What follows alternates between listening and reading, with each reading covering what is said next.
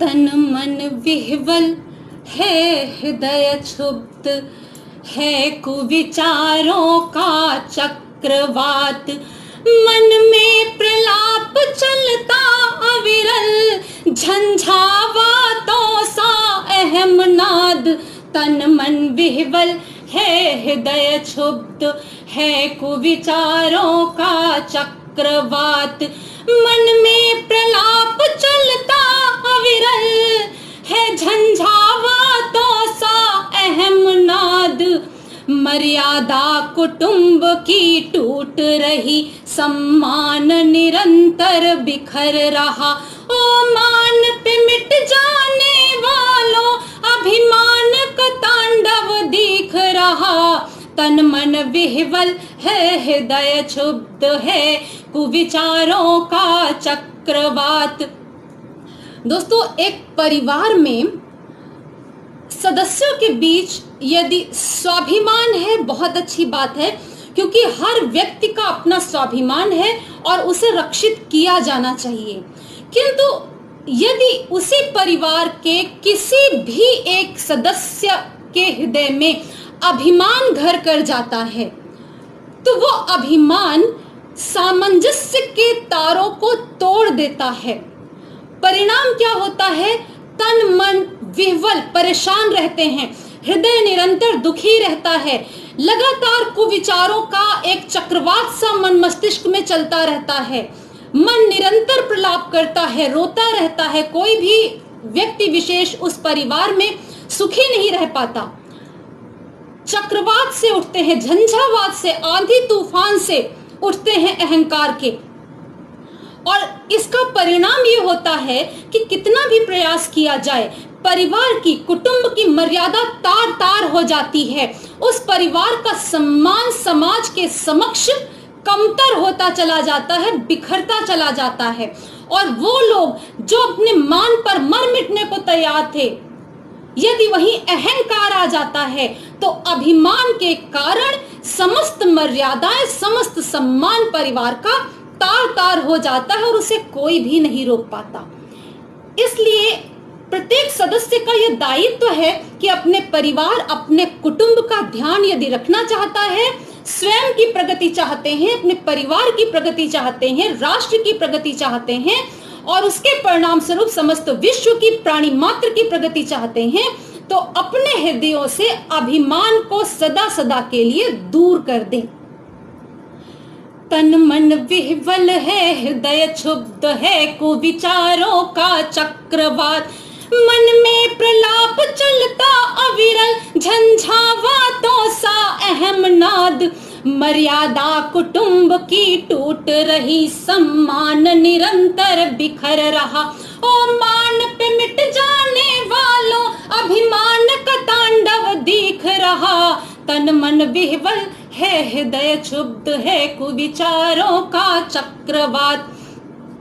दोस्तों, ये परिवार के किसी भी सदस्य के हृदय में वास कर सकता है अभिमान, क्योंकि स्वाभिमान और अभिमान के बीच का जो सीमा रेखा है वो अत्यंत सूक्ष्म है, और कई बार ये समझ ही नहीं पाता व्यक्ति कि कब स्वाभिमान ने अभिमान का रूप ले लिया। अब अगर हम किसी परिवार में एक दंपति की बात करें, तो यह विशेष रूप से प्रश्न उठता है स्वाभिमान और अभिमान का, आज के परिप्रेक्ष्य में, आज के समय को देखते हुए। दोस्तों, आप सभी इस बात से परिचित हैं, क्योंकि आपने समाज अपने आसपास देखा है और देखते चले आ रहे हैं। आज के समय में परिवर्तन हो रहा है, पुरुष अपने विचारों को बदल रहा है, स्त्रियां भी दृढ़ संकल्प हैं, अपने स्वाभिमान को रक्षित करने के लिए निरंतर प्रयत्नशील हैं, परिश्रम कर रही हैं। तो एक बड़ा बदलाव आ रहा है। आज स्त्रियों के सम्मान को भी रक्षित किया जाता है, उसका स्वाभिमान को भी मान दिया जाता है, वैल्यू दी जा रही है। किंतु आप सभी जानते हैं, आज भी समाज में ऐसे कई वर्ग पाए जाते हैं जहां पुरुषत्व का अर्थ होता है स्त्रियों पर शासन करना, उन्हें अपने नियमों के अनुसार, अपने इच्छाओं के अनुसार चलने के लिए विवश करना। हर त्याग सिर्फ स्त्री से अपेक्षा की जाती है। पुरुष क्यों नहीं परिवार के लिए त्याग करना चाहता? हाँ, ये अवश्य है, मैंने पहले भी बोला है और इससे पहले भी मैंने कई ऐसी कविताएं लिखी हैं। एक कविता मैंने YouTube चैनल पर भी आप लोगों के साथ शेयर किया है, संभवतः आपने उसे भी सुना होगा, जिसमें इसी परिवर्तन पर चर्चा की गई है, उसे सराहा गया है और ये भी बात वहां मानी गई है कि पुरुषत्व का सही मायने में यही अर्थ है कि स्त्रियों को उचित सम्मान मिले, उनका जो स्थान है समाज में वो स्थान उन्हें मिले। किंतु हम उस वर्ग को भी नकार नहीं सकते और आज इस कविता के माध्यम से हम कहीं ना कहीं जो स्थान छूट गए हैं उस परिवर्तन से, उस परिवर्तन का उन स्थानों पर हम शंखनाद करने का प्रयत्न कर रहे हैं। किंतु आज की कविता में हम सिर्फ पुरुष वर्ग की बात नहीं करेंगे, हम स्त्री वर्ग की भी बात करने जा रहे हैं। स्त्री वर्ग में भी चूंकि परिवर्तन आ रहा है, तो उस परिवर्तन में हम स्वाभिमान के रण में लड़ते लड़ते ऐसा ना हो कि हम स्वाभिमान से अभिमान की ओर बढ़ जाएं और वो अभिमान हमारे परिवार की मर्यादा को तार तार कर दे। तो पुरुषों का दायित्व है उचित परिवर्तन लाने में अपना सहयोग देना, जिससे स्त्रियों को उचित सम्मान, उनका स्थान प्राप्त हो सके। तो स्त्रियों का भी उतना ही दायित्व है कि हमारे परिवार की सुख शांति और प्रगति बनी रहे, निरंतर प्रगति होती रहे। इसके लिए अपने अंदर से, अपने हृदयों से अभिमान को सदा के लिए दूर रखें, स्वाभिमान को रक्षित करें। नर श्रेष्ठ पुरुष करता है क्यों, नर श्रेष्ठ पुरुष करता है क्यों, नारी मर्यादा तार तार, नर श्रेष्ठ पुरुष करता है क्यों, नारी मर्यादा तार तार। कई वर्ग ऐसे हैं दोस्तों, और आप अपने आसपास देखने का प्रयत्न करें तो आप देखेंगे जहां स्त्रियों को प्रताड़ित करना ही पुरुषत्व का पर्याय बन गया है। अपने इच्छा अनुसार स्त्री को चलने के लिए विवश करना पुरुषत्व का पर्याय है। मैं आह्वान करती हूँ, मैं शंखनाद करती हूँ आज उस परिवर्तन का कि जहां ये परिवर्तन अभी तक नहीं पहुंच पाया है, वहां भी इस परिवर्तन का आरंभ हो, स्त्रियों को उचित सम्मान मिले। नर श्रेष्ठ पुरुष करता है क्यों, नारी मर्यादा तार तार, करतार हूं मैं, करतार हूं मैं। करतार यानी सृजन करता। पुरुष ऐसा सोचता है उस वर्ग में कि मैं ही सृजन करता हूं, मैं ही इस परिवार रूपी जो घर है उसका छत्र हूं, मैंने ही इसको शरण दे रखी है, मैं नहीं तो कुछ भी नहीं हो सकता। उसके लिए पंक्तियां हैं, नर श्रेष्ठ पुरुष करता है क्यों, नारी मर्यादा तार तार, करतार हूं मैं करता है नाद, करतार हूं मैं करता है नाद, वह छत्र सदृश हर उच्छ्वास। अपने एक एक श्वास से वह पुरुष ये नाद करके बताता है कि मैं ही इस कुटुंब रूपी जो गृह है, जो मकान है, उसके छत्र के समान हूं, मैंने ही इसको छाया दे रखी है, मेरे ही बल से ये कुटुंब चलता है, अन्य किसी का भी कोई महत्व नहीं है। इस विचार में परिवर्तन लाना है दोस्तों, क्योंकि छत्र जितना महत्वपूर्ण है, स्त्री रूपी नींव, मकान की जो नींव है, स्त्री रूप में कुटुंब की नींव है, वह भी उतनी ही महत्वपूर्ण है। आगे आइए श्रवण करते हैं। नर श्रेष्ठ पुरुष करता है क्यों, नारी मर्यादा तार तार, करतार हूं मैं करता है नाद, करतार हूं मैं करता है नाद, वह छत्र सदृश हर उच्छ्वास। जिस प्रकार एक मकान की छत निरंतर देखी जाती है, यानी हम ये कह सकते हैं वो छत्र चिल्ला चिल्ला कर, शोर मचा करके अपने महत्व को बता रही होती है, किंतु नींव वही मकान के नीचे पूरे मकान का बोझ उठाए शांति से खड़ी रहती है। यही कहीं अंतर आ जाता है स्त्री और पुरुष का।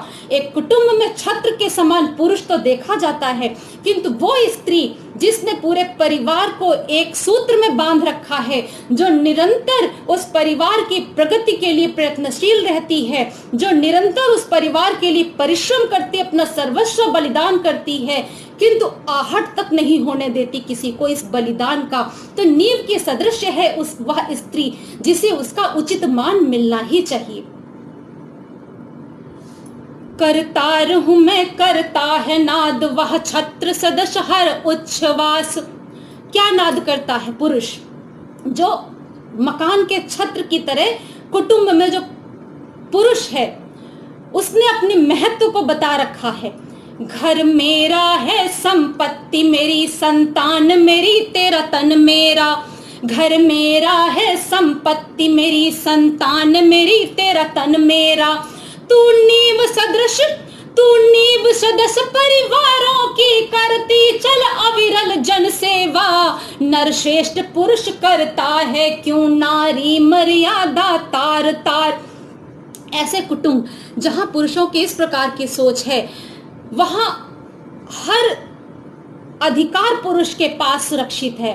घर उसके नाम, संपत्ति उसके नाम। हाँ, कुछ कानून में बदलाव आए हैं, नियमों में बदलाव आए हैं, स्त्रियों को भी घर, संपत्ति सभी में अधिकार मिल रहे हैं, किंतु एक लंबा दौर गुजरा है और आज भी समाज में कितना परिवर्तन है उससे आप सभी परिचित हैं। पुरुष कहता है ऐसे वर्ग में जिसने अभी तक परिवर्तन को स्वीकार नहीं किया है, घर मेरा है, संपत्ति मेरी, संतान मेरी, तेरा तन मेरा। तू नींव सदृश, तू नींव सदृश परिवारों की करती चल अविरल जन सेवा। अब आज की नारी जो परिवर्तन लाने के लिए निरंतर प्रयत्नशील है, जो अपने स्वाभिमान के लिए मर मिटने के लिए तैयार है, किंतु उसे भी ध्यान रखना है कि स्वाभिमान अभिमान में न बदल जाए, अन्यथा परिवार बिखर जाएंगे।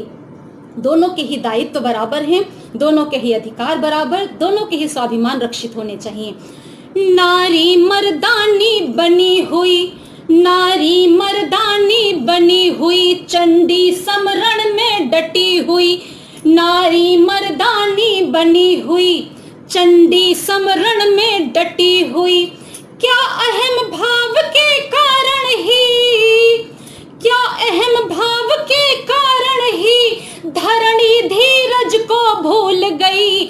नारी मर्दानी बनी हुई, चंडी समरण में डटी हुई। क्या अहम भाव के कारण ही धरणी धीरज को भूल गई। तू त्याग तपस्या की देवी, संस्कृतियों का आधार है तू। तू त्याग तपस्या की देवी, संस्कृतियों का आधार है तू। अभिमान मान के अंतर को क्यों अहम भाव में भूल गई। नारी मर्दानी बनी हुई, चंडी समरण में डटी हुई। क्या अहम भाव के कारण ही धरणी धीरज को भूल गई। और जहां ऐसा हो जाए कि धरा, पृथ्वी माता धैर्य रखना बंद कर दे, वहां तो संपूर्ण प्रकृति ही उजड़ जाएगी।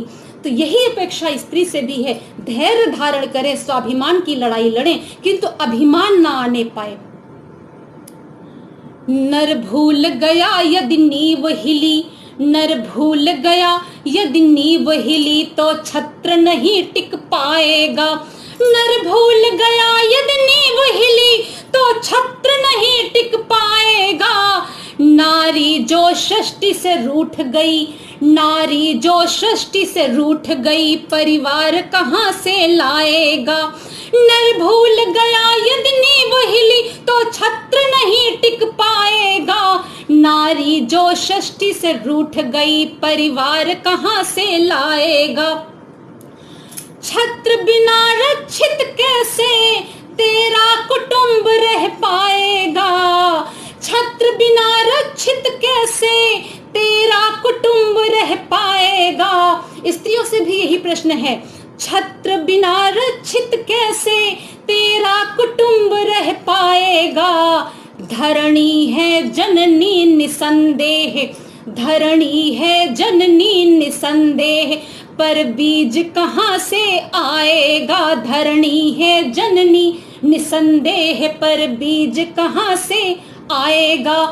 स्त्री और पुरुष दोनों का परिवार में बराबर का महत्व है, दोनों का स्वाभिमान रक्षित होना चाहिए।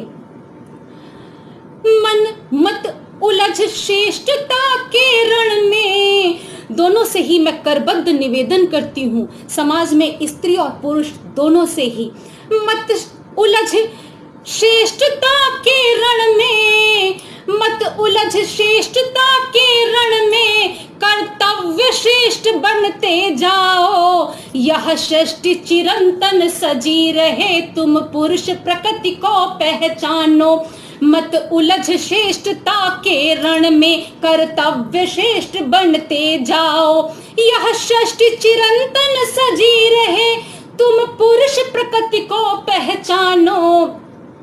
एक बड़ा विषय है पुरुष और प्रकृति का। वस्तुतः ये कहे दोस्तों कि हर प्राणी मात्र में पुरुष और प्रकृति दोनों का ही अंश है, तो यही सही होगा।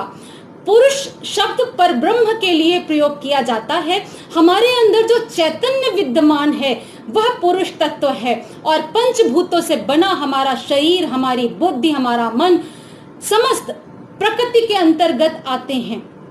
किंतु हम स्त्री को सामान्यतः प्रकृति और पुरुष को पुरुष की तरह लेते हैं, जो गलत हो सकता है।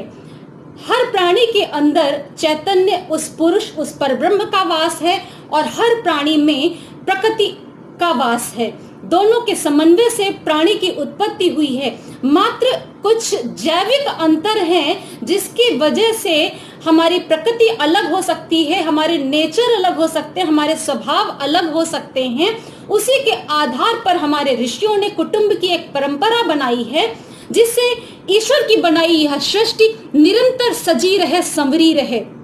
हमें उस पर ध्यान देना है, दोनों स्त्री और पुरुष को महत्व देते हुए। मत उलझ श्रेष्ठता के रण में, कर्तव्य श्रेष्ठ बनते जाओ। यह सृष्टि चिरंतन सजी रहे, तुम पुरुष प्रकृति को पहचानो। कुछ जैविक अंतर के दम पर, कुछ जैविक अंतर के दम पर, मत तुच्छ श्रेष्ठ के चक्र गढ़ो। कुछ जैविक अंतर के दम पर, मत तुच्छ श्रेष्ठ के चक्र गढ़ो। कर्तव्य भिन्न हो सकते हैं, कर्तव्य भिन्न हो सकते हैं, सृष्टि की महत्ता पहचानो। कुछ जैविक अंतर के दम पर, मत तुच्छ श्रेष्ठ के चक्र गढ़ो। दोनों के महत्व को पहचानिए और कुटुंब में शांति का वास हो, ऐसा प्रयत्न करिए। उसके द्वारा ही हमारी, आपकी, सबकी प्रगति हो सकती है। अगर एक सामंजस्य हम कुटुंब में स्थापित कर लेते हैं, सभी के स्वाभिमान को रक्षित करते हैं, सभी सुखी होते हैं, तो क्या होगा?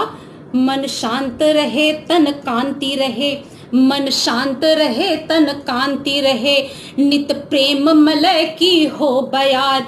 मन शांत रहे, तन कांति रहे, नित प्रेम मलय की हो बयार।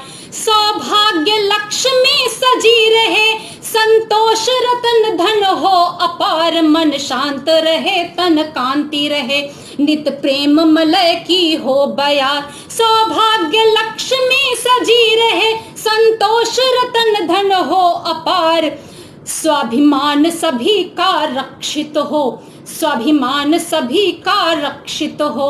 अभिमान न शांति निगल सके, स्वाभिमान सभी का रक्षित हो। अभिमान न शांति निगल सके। स्नेह के अनुपम मृदुल सिंधु, स्नेह के अनुपम मृदुल सिंधु, चिर हृदय हिलोरे लेते रहें। स्वाभिमान सभी का रक्षित हो, अभिमान न शांति निगल सके। स्नेह के अनुपम मृदुल सिंधु, चिर हृदय हिलोरे लेते रहे। मन शांत रहे, तन कांति रहे, नित प्रेम मलय की हो बयार। सौभाग्य लक्ष्मी सजी रहे, संतोष रतन धन हो अपार। संतोष रतन धन हो अपार। जय हिंद, जय भारत। आपका कुटुंब खुशहाल हो, उसके माध्यम से आपके कुटुंब की प्रगति हो, आपकी प्रगति हो, राष्ट्र की प्रगति हो, प्राणी मात्र की प्रगति हो। इसी आशा अपेक्षा के साथ आज के सत्र का समापन करते हैं।